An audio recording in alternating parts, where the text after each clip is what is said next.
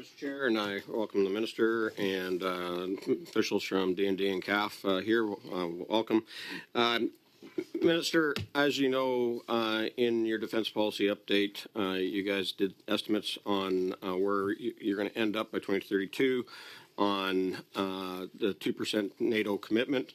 Then that changed when you and the Prime Minister were down in Washington at the NATO summit. And now the PBO said that the numbers that were in the DPU were in error and that it's going to take an extra $41 billion to get to the 2% commitment by 2032. Why were the numbers fudged in the DPU and didn't even line up with GDP projections that's used by the Department of Finance?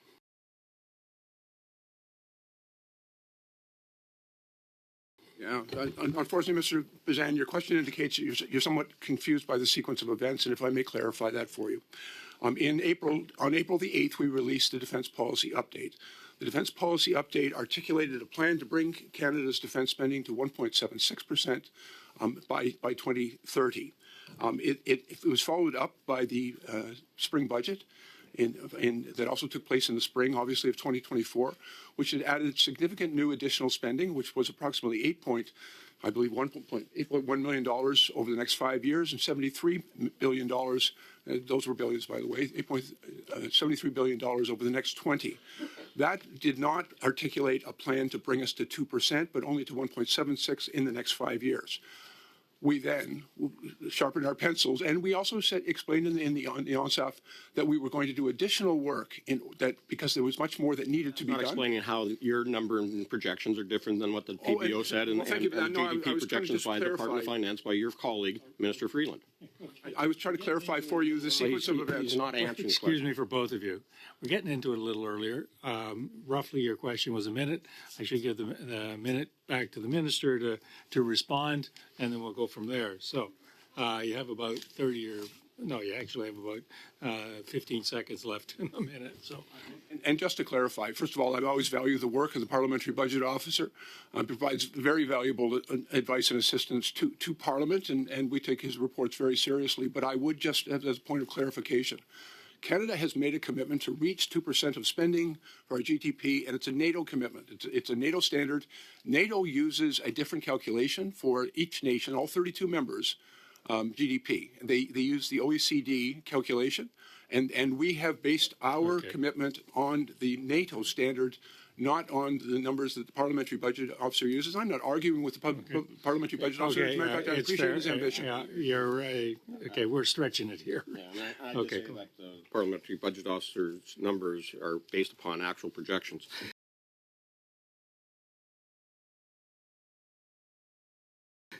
So let's drill down on this budget, because this budget and these estimates actually show defense spending getting cut.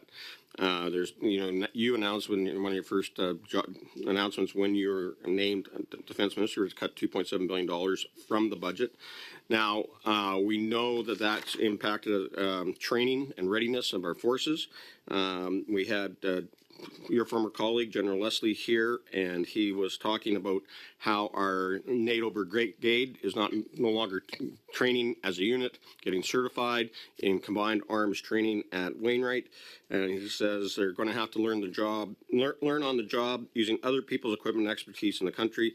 And he says that is not safe. So, Minister, why are we making our troops less safe and less capable and less ready by not fully making use of our facilities here in Canada, like CFB Wainwright?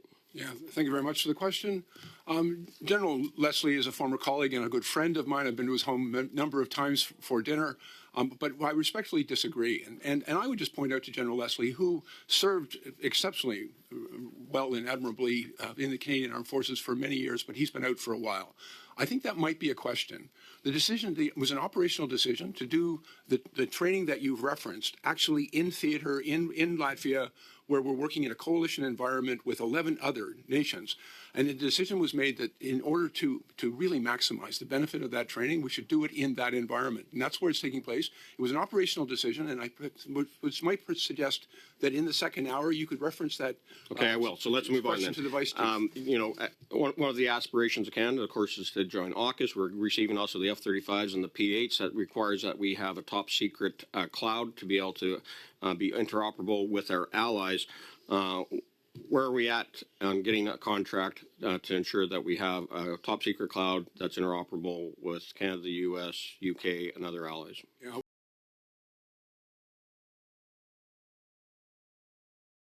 I don't want to get too far ahead of our discussions with AUKUS, but Canada's making some exceptional progress, and we are at the table discussing Canada's robust participation in the second pillar of AUKUS.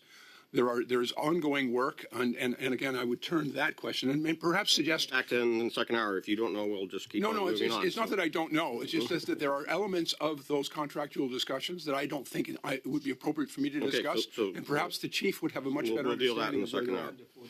Okay, so we also know that because of the budget cuts that there was, you always said that this was in consulting, but my understanding is that there's also been cuts to satellite telecommunications services as well as ISR that we have been relying on in the past, that has also been taken away in the excess of $200 million.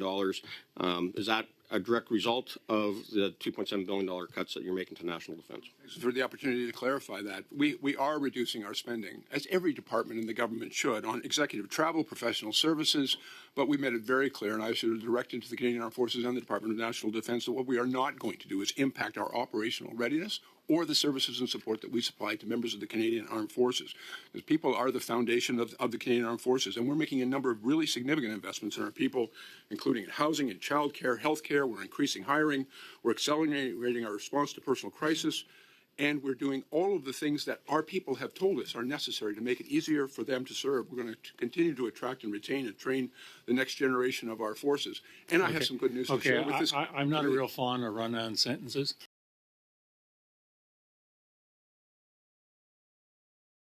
Amid the $2.7 billion in cuts, how are you ever going to replenish the ammo stockpile you depleted for our troops? What types and amounts of ammunition have been contracted for CAF use? Thank you very much for the question. There are a number of questions. First of all, I think your characterization of a $2.2 billion cut is inaccurate.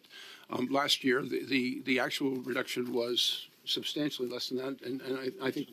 I'm sorry? $810 million, but it was not any reduction in munitions acquisition. As I've said, we've put money in the ONSAF, and it's $1.8 billion, and we're currently in contract negotiations. Battle decisive munitions, and I think everybody talks about the 155, but it's a broad range of munitions. Minister, how do you decrease them when you decrease expenditures when nothing has been done in the first place? The stockpiles were depleted and not replenished. Well, we want to see where the contracts are. The soldiers want to know that they're going to have ammunition when sent into the theater. Yes, ma'am. And as I said, right now, our budget for acquiring munitions is about $300 million a year. There was no reduction in that expenditure, and in fact, it went up last year. But we've also heard very clearly about the need to have an adequate supply of battle-decisive munitions. One of the pressures, obviously, is the supports that we've also been providing to Ukraine, but that doesn't relieve of any of us of our responsibility to make sure that CAF has what it requires, and we're investing in that. Contracts. Okay, so our troops in Latvia have broken down vehicles, no mechanics. The troop carriers just non-functioning. Not only do they not have mechanics, but they don't have spare parts.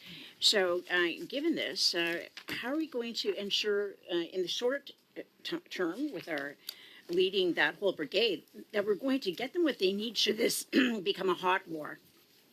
Yeah, thank you very much. And first of all, respectfully, you have mischaracterized the state of readiness. We've actually made some very significant investments in our deployment in Latvia, and we've just completed a major NATO training operation with our allies in in Latvia, I would characterize it, as our NATO allies have done, as an overwhelming success and a demonstration of capability in that theater. We're borrowing from other countries. We don't have our own for our own troops.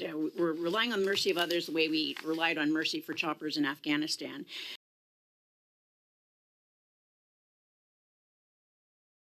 Now, what impact will the $2.7 billion in cuts to CAF have on deterring the Russians or Chinese in the Arctic?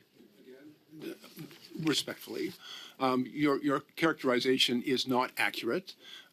We are refocusing certain spending to make sure that we are spending money well on such things as hospitality and executive travel and professional services, but we are not in any way diminishing, and in fact, we're significantly increasing our investment in operational readiness. That means significant new investments in people, which are absolutely essential to the operations of the Canadian Armed Forces, in new platforms and equipment, new ships, new planes, new vehicles. All those investments and contracts have been signed and are well in train, and we're coming forward with these estimates, asking for the money that is required to maintain those fleets that you cite, and I agree, need to be kept in a state of good repair. Thank you. Given that your government refuses to put the capabilities in place to deter foreign incursions in our Arctic by hostile nations, is the minister hoping the U.S. Will just take over that responsibility for our Arctic, because we're not doing anything in the short term? In the long term as well. Respectfully, Canada is stepping up. And I invite you to go back and reread our new defense policy update, which talks about the necessary investments, Canada taking on greater responsibility for continental and national defense. We're already investing, as I've indicated to this committee, $38.6 billion in NORAD modernization. Canada is doing its part, and we're going to do more. We're investing in underwater surveillance. We're investing in new fighter jets. We're investing in new infrastructure. We can print whatever we want. There's no execution plan. So given the CAF, the cuts to the CAF, what is the year-by-year training plan for the training of some submariners to be proficient on the new submarines, given that there's probably going to be a gap in capability in submarines, and once we've lost that capability, it's going to take a long time to get them up to snuff in and capable of deploying with our new submarines. So how are we going to do that? That may or may not be an important question, but Ms. Gallant has not given you any time to answer it.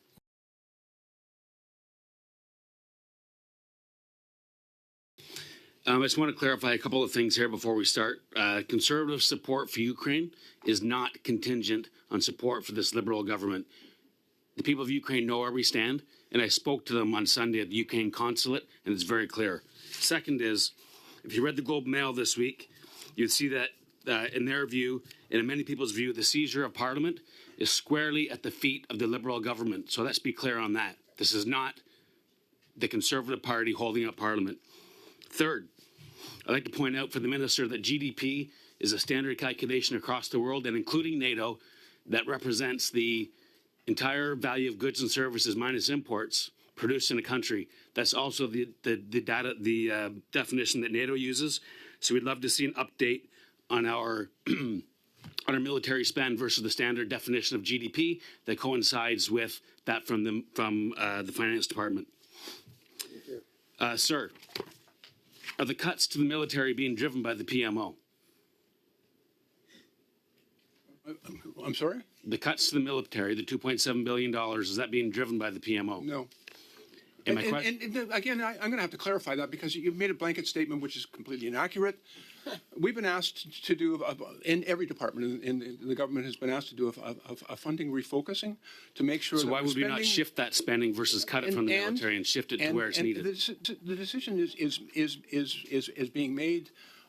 As I've already indicated, we were asked to do a funding refocusing, and we did. And it was necessary because, quite frankly, when we're spending money, we have to make sure that it actually contributes to capability for the Canadian Armed Forces and support for the members of the Canadian Armed Forces. My question is, sir, if we are refocusing the spending, why is it not refocused within the military so that we get support for the troops that need it and increase their capabilities here? Well, and it's because we've learned the lessons of the past. And I remember too vividly, and I know the Canadian Armed Forces does as well, in 2013, when a previous government cut $2.5 billion from the defense budget, and it was a broad axe slash at the defense, and it reduced defense spending to less than 1%. Would you say that we're not going to do that again? Excuse me, gentlemen. It generally works better when you don't talk over each other. It generally works better when the answer and the question are roughly the same. So, Mr. Stewart, if you let the minister answer, we'll give him another 10, 15 seconds, and then we'll go on to Mr. Stewart's next question. Comment. I think deeds speak. You know, talk is cheap, but when it comes time to actually step up and do what is necessary for Ukraine,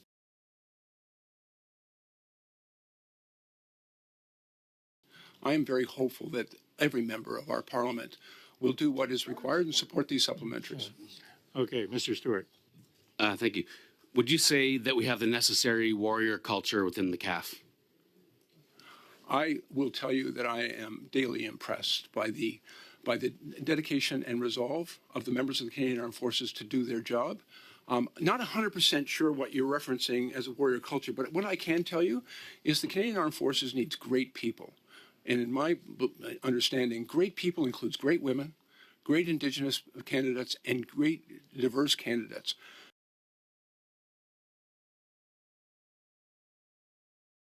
And as my friend and colleague, the Secretary of Defense of the United States just said yesterday, I think we either have it or we don't. The last thing I wanted to ask you about, sir. Stronger.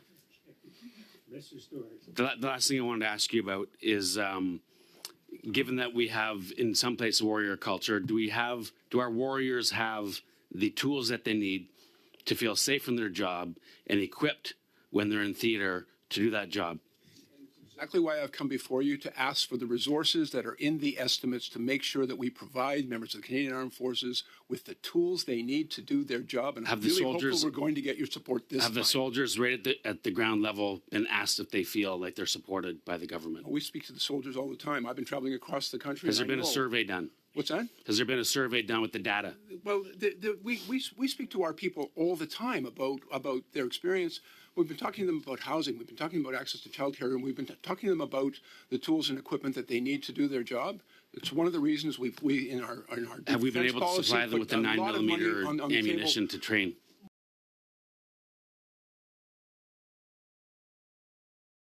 Well, again, it actually requires not talk, but investment.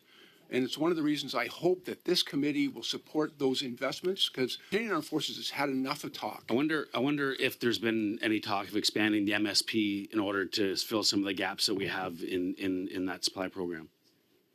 Well, again, there's some outstanding work that's being done in order to make sure that we invest in the things that the Canadian Armed Forces need, but it requires the release of the money. That's why I'm here this morning. Okay, just back to the 9mm. Has there been a resolution on supply of the 9mm ammunition for training of reservists? Yeah, actually, there's been some very good work done in contracts with Canadian suppliers to make sure that proceeds quickly. And yes, I think there's been real progress done on that. Thank you.